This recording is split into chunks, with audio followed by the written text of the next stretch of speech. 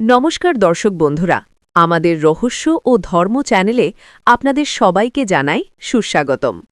রাধারানীর কৃপায় আশা করি আপনারা সবাই ভালো আছেন বন্ধুরা। আর মাত্র কয়েক দিন বাকি। একদিকে যেমন বসন্তের শ্রেষ্ঠ উৎসব দোল পূর্ণিমা বা হোলি উৎসব সমাগত, ঠিক অন্যদিকে ওই একই দিনে ঘটতে চলেছে এক বিরল মহাজাগতিক ঘটনা। হ্যাঁ বন্ধুরা, আগামী ৩রা মার্চ ২০২৬ মঙ্গলবার দোল পূর্ণিমার দিনই সংঘটিত হতে চলেছে বছরের প্রথম পূর্ণগ্রাস চন্দ্রগ্রহণ। তবে এই গ্রহণটি সাধারণ গ্রহণ নয়। পঞ্জিকা মতেই এটি ভারতবর্ষসহ বাংলাদেশ, নেপাল, ভুটান ও পাকিস্তান অঞ্চলে গ্রস্তদয় চন্দ্রগ্রহণ হিসাবে গণ্য হবে।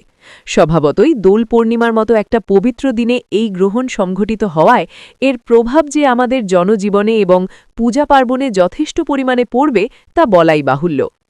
আজকের এই ভিডিওর মাধ্যমে আমি আপনাদের জানাবো এই গ্রহণ ঠিক কোথায় কোথায় দেখা যাবে, গ্রহণের সঠিক সময়সূচি কি, সূতককাল কখন থেকে শুরু হচ্ছে এবং দোল পূর্ণিমার আনন্দ যাতে মাটি না হয় তার জন্য কোন কোন নিয়মগুলো আপনাদের মানতে হবে। ভিডিওটি একটু বড় হতে পারে, কিন্তু প্রতিটি তথ্য আপনাদের জন্য অত্যন্ত গুরুত্বপূর্ণ। তাই অনুরোধ রইল, ভিডিওটি না টেনে শেষ পর্যন্ত মনোযোগ সহকারে শ্রবণ করুন। বন্ধুরা, সবার আগে বোঝা দরকার এই গ্রস্তদয় বিষয়টা আসলে কি। পঞ্জিকার ভাষায় গ্রস্ত মানে হল গ্রহণ লাগা আর উদয় মানে হল ওঠা। সোজা কথায় ৩রা মার্চ মঙ্গলবার সন্ধ্যায় যখন আমাদের পূর্ব আকাশে চাঁদ উঠবে, তখন সেই চাঁদ স্বাভাবিক সাদা বা হলুদ রঙের হবে না। চাঁদ উঠবেই গ্রহণ লাগা অবস্থায়। বিজ্ঞানীরা একে বলছেন ব্লাড মুন, কারণ পূর্ণগ্রাস চন্দ্রগ্রহণের সময় পৃথিবী যখন সূর্য আর চাঁদের মাঝখানে চলে আসে, তখন পৃথিবীর ছায়া চাঁদকে পুরোপুরি ঢেকে দেয়। তখন সূর্যের নীল আলো পৃথিবীর বায়ুমণ্ডলে ছড়িয়ে পড়ে এবং শুধুমাত্র লাল আলো চাঁদের গায়ে গিয়ে পড়ে। ফলে চাঁদকে দেখতে লাগে রক্তবর্ণ বা তামাটে লাল রঙের। দোল পূর্ণিমার সন্ধ্যায় এমন দৃশ্য সত্যিই বিস্ময়কর হতে চলেছে। এবার আসি সবথেকে গুরুত্বপূর্ণ বিষয়, সময়সূচি। খাতা কলম নিয়ে নোট করে নিন, কারণ স্থানভেদে সময়ের কিছুটা পার্থক্য হবে।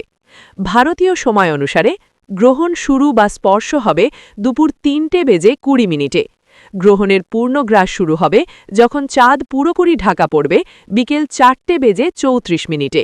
গ্রহণের মধ্যভাগ বা সর্বোচ্চ পর্যায় হবে বিকেল ৫:০৫। পূর্ণগ্রাস সমাপ্ত হবে সন্ধে ৫:৩৩।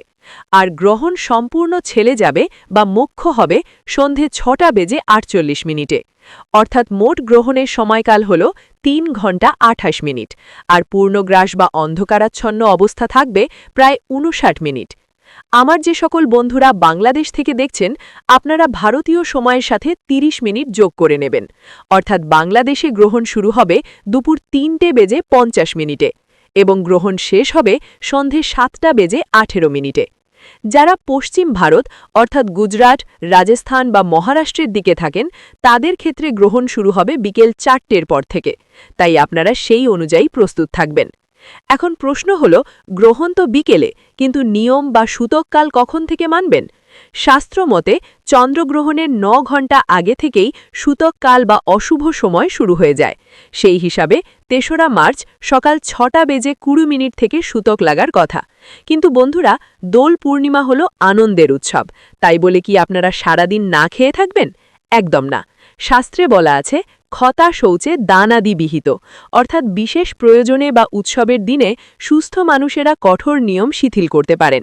তাই আমি আপনাদের পরামর্শ দেব, সকাল থেকে দুপুর পর্যন্ত আপনারা দোল খেলুন, আনন্দ করুন, কিন্তু দুপুর ২:১৩ পর থেকে, যখন থেকে গ্রহণের উপচ্ছায়া শুরু হচ্ছে, তখন থেকে আর কোনো ভারী খাবার গ্রহণ করবেন না।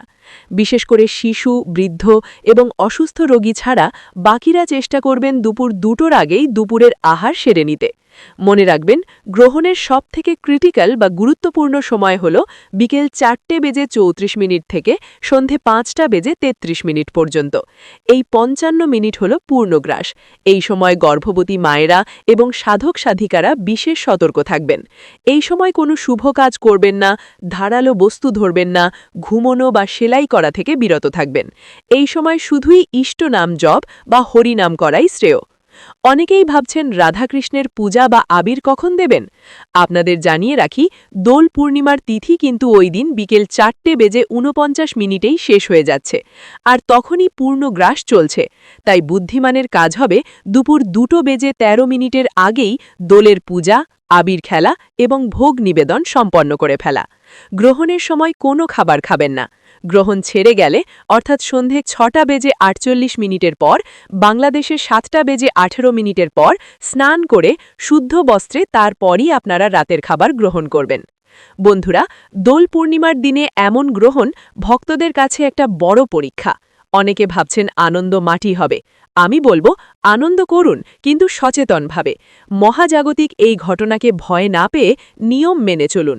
আজকের ভিডিওর তথ্যগুলো যদি আপনাদের উপকারে আসে তাহলে অবশ্যই লাইক করুন এবং শেয়ার করে সবাইকে সতর্ক করে দিন। কমেন্টে ভক্তিভারে লিখুন, জয় শ্রীকৃষ্ণ। সবাই ভালো থাকবেন, সুস্থ থাকবেন। দেখা হচ্ছে পরবর্তী ভিডিওতে। নমস্কার।